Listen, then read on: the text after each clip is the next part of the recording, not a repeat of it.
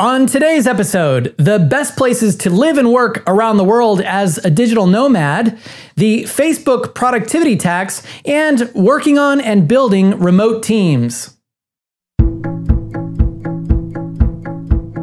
Money isn't the point.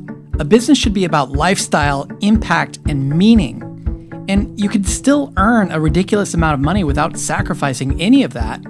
But you need to set your priorities. And that, to me, is what a lifestyle business is all about.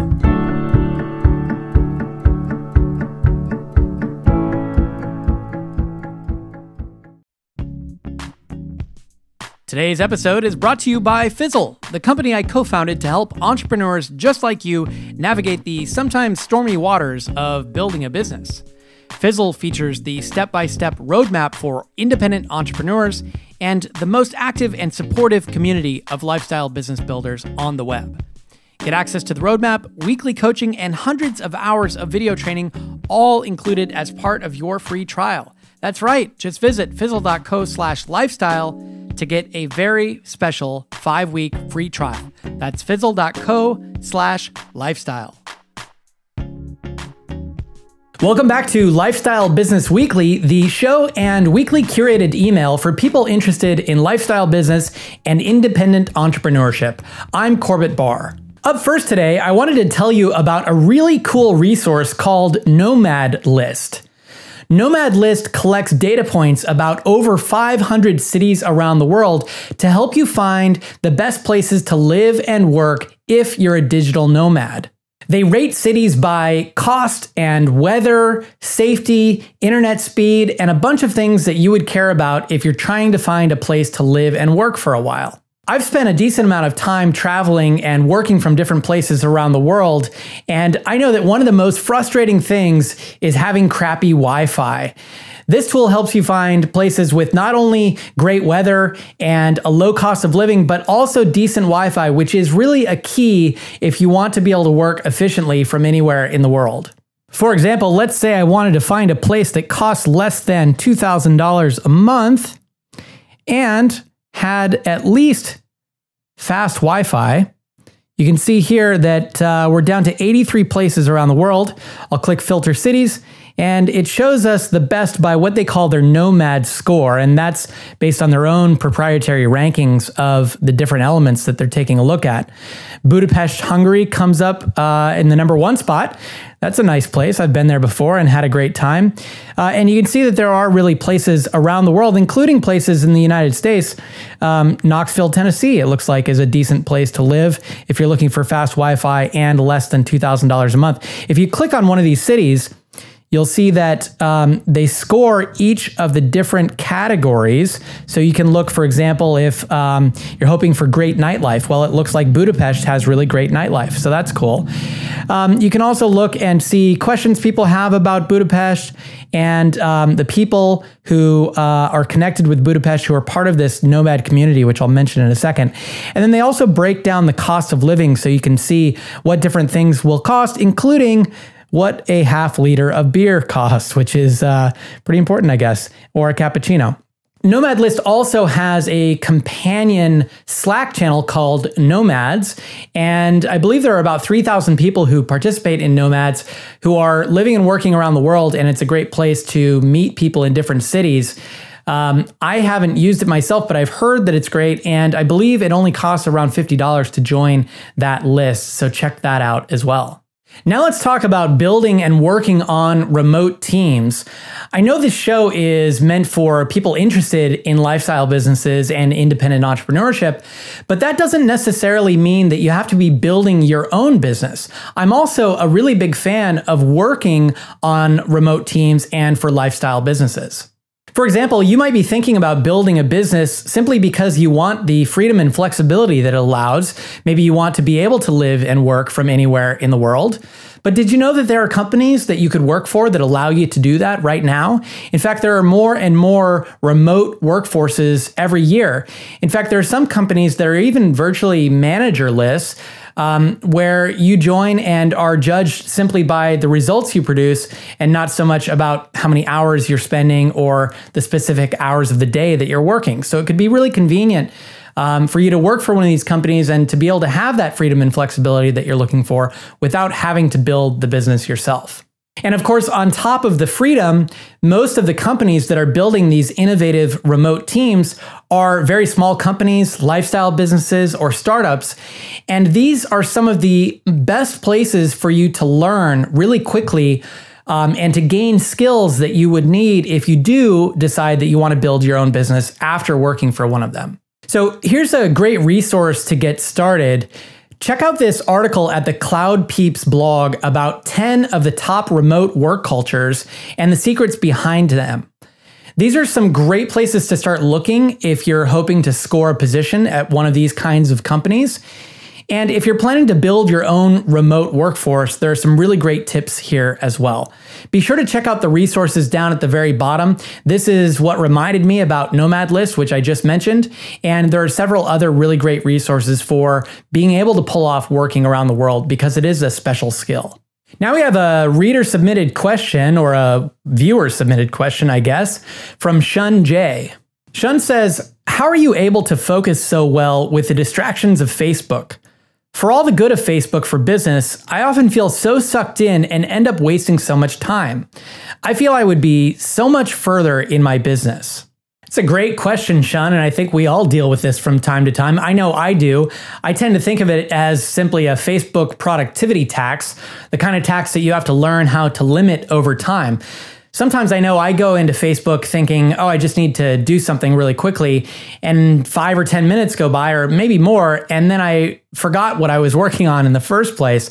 It has that tendency to suck you in, especially because when you log in, you just see a feed of news from people that you know, and it's really hard not to start reading it and following it. So your goal, if you're using Facebook as a business tool, simply has to be to have enough self-discipline that when you go in there, you accomplish what you want to, and you don't let Facebook accomplish what it wants to, which is to suck you into all of these different posts. It's important to visualize what you want to do in Facebook before you even open it up. So let's say, for example, you're thinking, okay, I'm going to jump in and I need to post an update about this new project I'm working on. Or maybe I'm going to log in and I need to change my ad spending for the day. So get that in mind first. And then when you go into Facebook, have a goal of just doing that one thing, and maybe even set a timer for a couple of minutes from now. If you know that you haven't finished by that time, something probably went wrong. Maybe you got sucked into one of those posts that you didn't want to. This Facebook productivity tax, and it's not just limited to Facebook. Of course, there are other platforms that have this kind of productivity tax as well, where you're trying to use it for business, but it has its own agenda, which of course most of them do. This productivity tax can be reduced over time, and it's really about self-discipline.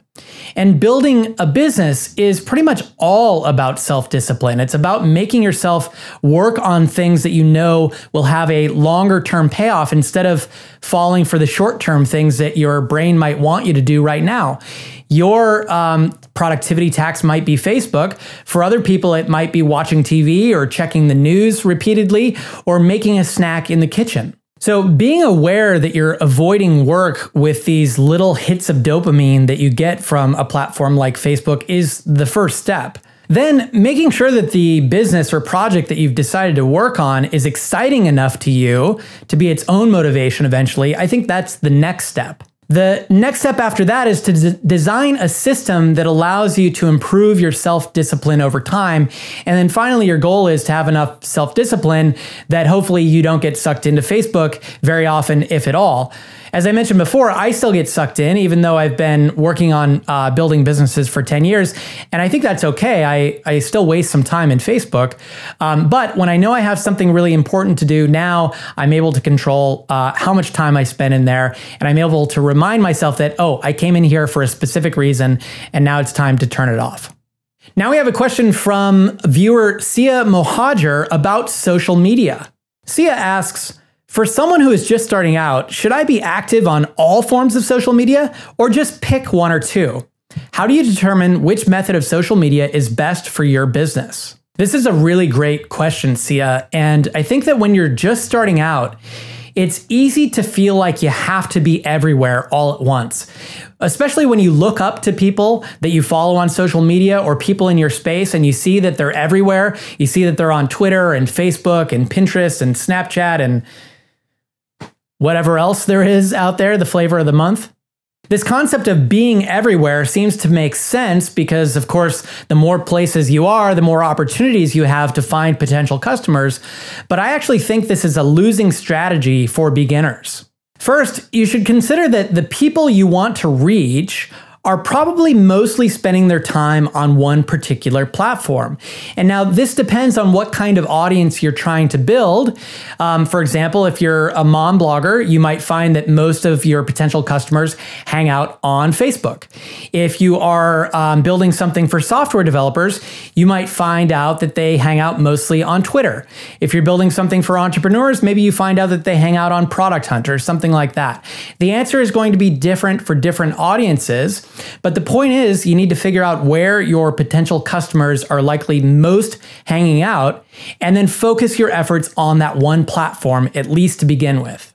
Next, keep in mind that each of these platforms has its own quirks and its own social norms. And it can take a while, especially when you're the new kid at school, to learn about the platform and then to fit in and eventually gain attention. And it's much easier to fit in and to learn the ropes when you focus on one platform at a time. My preference would be that once you've gained traction on one single platform, then you can add another and sort of rinse and repeat. Do what you did on the first platform, how you learned and gained acceptance there, then learn about the new platform and gain acceptance there over time. Then you can add another and another and another. Now, I'm not saying that you have to entirely ignore the other platforms. It's not as if you can only be on Twitter and don't be on the other platforms at all. I'm just saying you need to focus on that one platform. It's okay to just sort of cross-post or make occasional updates on the other platforms, but don't try to dive in fully into each of them because you really owe each platform enough attention in the beginning so that you can get to know it and learn how to use it most effectively. And also, don't forget, you could be wasting your time on particular platforms if it turns out that either you're not good at it for some reason or it just doesn't connect with you or the type of content that you're trying to produce, or specifically if your potential customers aren't hanging out on that platform.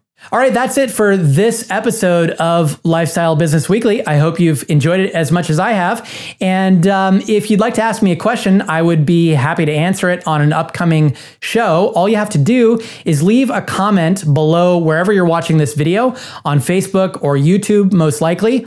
Or if you're a subscriber of the Lifestyle Business Weekly email, you can always just hit reply and reach me directly with any questions that you might have. Thanks a lot and have a great week. Get all of today's links and many more articles and resources for lifestyle business builders just like you in one convenient, curated weekly email. Head over to lifestylebusinessweekly.com and sign up for free. I'll send you one email a week, including a link to the latest episode of this show, new blog posts from me, and resources that will help you make more progress towards building a business that matters. That's lifestylebusinessweekly.com.